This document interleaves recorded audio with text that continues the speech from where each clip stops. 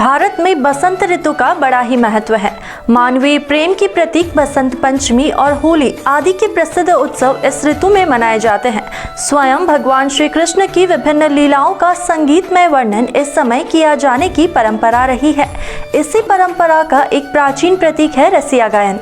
रसिया का अर्थ है प्रेमी, रसिक भी होता है, जो ब्रज क्षेत्र में होली पर गाए जाने वाले लोकगीतों का एक प्रकार है, जो कि मुख्य भगवान श्री कृष्ण व राधा जी के प्रेम पर आधारित है।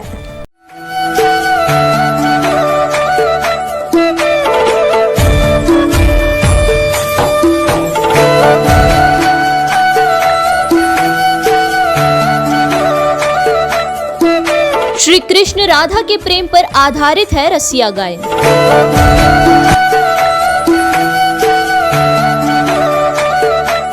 तीन 300 वर्ष पुरानी परंपरा है रसिया गायन की।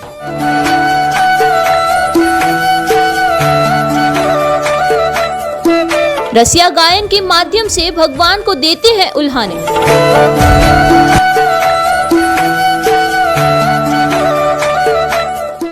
रसिया का अर्थ है रस देने वाला।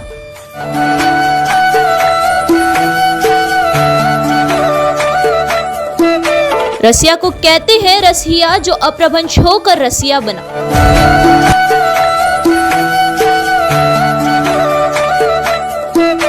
दरअसल रसिया ब्रज की प्राचीनतम गायकी कला है और द्वापर युग से इसकी शुरुआत मानी जाती है।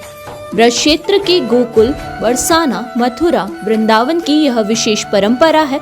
भगवान श्री कृष्ण की बाल लीलाओं का प्रस्तुतिकरण रासलीला और रसिया गायन के माध्यम से किया जाता है। प्रसिद्ध त्योहार होली ब्रज में बिना रसिया गीतों के अधूरा है। होली पर कई प्रसिद्ध रसिया गीतों की रचना हुई है। श्रीनाथ जी के मेवाड़ के सियाड़ में पधारने के बाद से जो नाथद्वारा नाम से प्रसिद्ध हुआ है, वहां पर भी आज से करीब 300 वर्ष पहले रसिया गान की शुरुआत अब तक चली आ रही है। इसके बाद से जितने भी श्री कृष्ण के बड़े मंदिर हैं, जैसे जगदीश मंदिर, श्रीनाथ मंदिर, चारभुजा, द्वारकाधीश मंदिर है, उनमें चांग की थाप पर फाग महीने में रसिया गीतों के गाए जाने की परंपरा देखने को मिलती है। वरिष्ठ इतिहासकार चंद्रशेखर शर्मा ने बताया कि इस परंपरा की सबसे बड़ी विशेषता ये है कि जो रसिया शब्द है वो रस देने वाला है। रसहिया का अर्थ है जिसके हृदय में रस है वो रसहिया है, जो अप्रभंश होकर रसिया हो गया है, जो बोलचाल की भाषा में रसिया शब्द के नाम से बोला जाता है।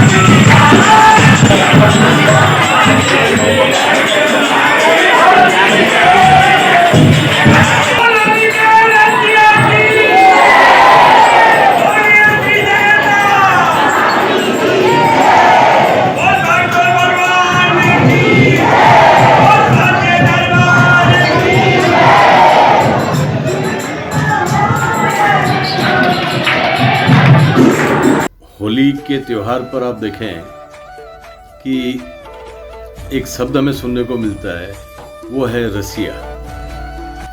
रसिया गायन की एक समृद्ध परंपरा हमारे भारतवर्ष के ब्रज क्षेत्र में रही है और द्वापर युग से इसकी शुरुआत जो है वो मानी जाती है। और ब्रज क्षेत्र में विशेष करके जो गोकुल और बरसाना है, मथुरा वृंदावन है, वहाँ की ये एक होली के त्योहार पर विशेष परंपरा है।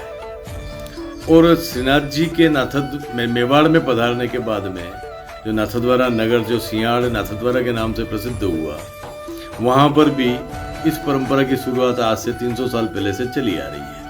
और उस कारण से हम देखते हैं कि उसके प्रभाव से आज मेवाड़ के लगभग सभी मंदिरों में, विशेष करके जो बड़े मंदिर हैं, वहाँ पर एक रसिया गायन की परंपरा होली के अवसर पर हमें देखने को मिलती है। चाहे वो जगदीश का मंदिर हो, चाहे वो चारभुजा जी का मंदिर हो, द्वारकाधीश का मंदिर हो, वहाँ पर एक रसिया गायन की परंपरा जो है, जो चंग के साथ में, थाप के साथ में एक परंपरा हमें देखने को मिलती है। इस परंपरा की सबसे बड़ी विशेषता है कि जो रसिया शब्द है वो रस देने वाला है, रस हिया।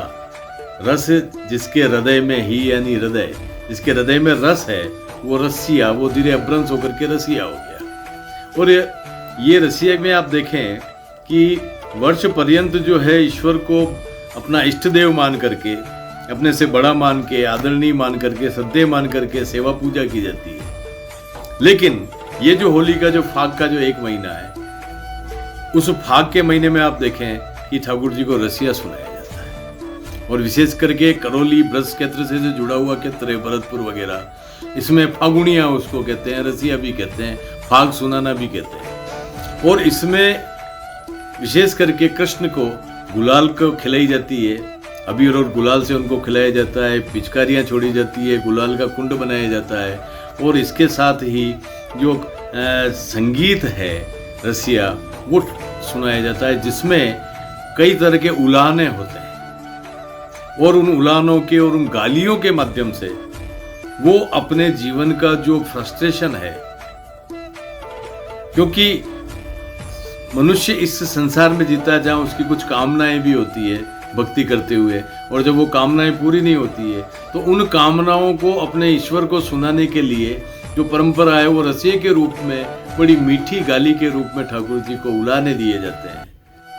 रसिये में देखा जाए तो जो भक्त वर्ष भर अपने ईश्वर को आराध्य मानकर पूजा अर्चना करते हैं, लेकिन फाग के इस एक महीने में ठाकुर जी को रसिया सुनाया जाता है।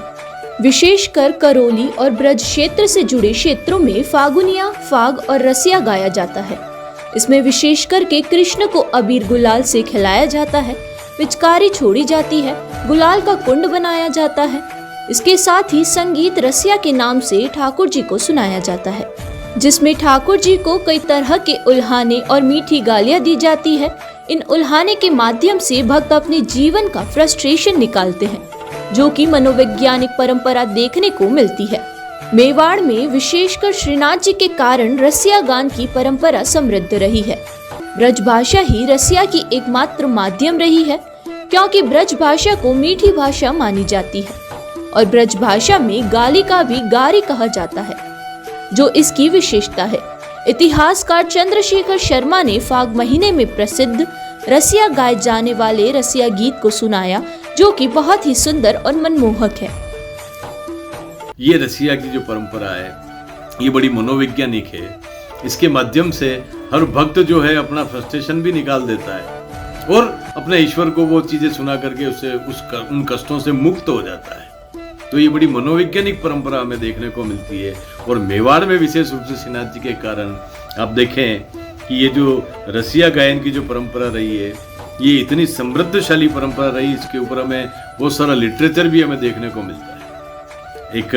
मैं आपको रसिया की एक लाइन आपको सुनाना चाहूँगा कि जो अक्सर जो है ठाकुर जी को गुलाल खिलाने के समय में गाई जाती है, और ब्रज भाषा ही इसकी एकमात्र माध्यम रही है, क्योंकि ब्रज भाषा को मीठी भाषा माना गया है। और वहाँ ब्रज भाषा की जो गाली है, जिसको गारी कहा जाता है, गाली नहीं कहते हैं, गारी, तो वो जो गारी है ब्रज भाषा की, वो भी इतनी मीठी लगती है कि उसमें कभी किसी को अपमान महसूस नहीं होता है।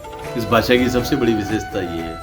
जैसे कि गाते हैं, आज बीरज में होरी रे रसिया, आज बीरज में होरी रे रसिया, होरी रे रसिया, होरी रे रसिया, आज बीरज में होरी रे रसिया, ओ होरी रे रसिया, वरजोरी रे रसिया, आज बीरज में होरी रे रसिया। अरे कौन गाँव के कुंवर कन्हैया, कौन गाँव की राधा रानी, अरे नंद गाँव के कुंवर कन्हैया, बरसाने की राधे रानी, आज बीरज में होरी रे रसिया, होरी रे रसिया, वरजोरी रे रसिया, आज बीरज में होरी रे रसिया। अपने अपने गरते निकसी, कोई श्यामल कोई गोरी रे रसिया, कोई श्यामल कोई गोरी रे रसिया, आज बीरज में होरी रे रसिया। इतिहास में भी रसिया गायन का वर्णन किया गया है। यह परंपरा सालों से चली आ रही है और खास बात यह है कि इसमें अभी भी हजारों भक्त शामिल होने के बाद रसिया गायन करते हैं। ऐसी ही रोचक जानकारी के लिए जुड़े रहिए हमारे साथ और अब मुझे दीजिए इजाजत। नमस्कार।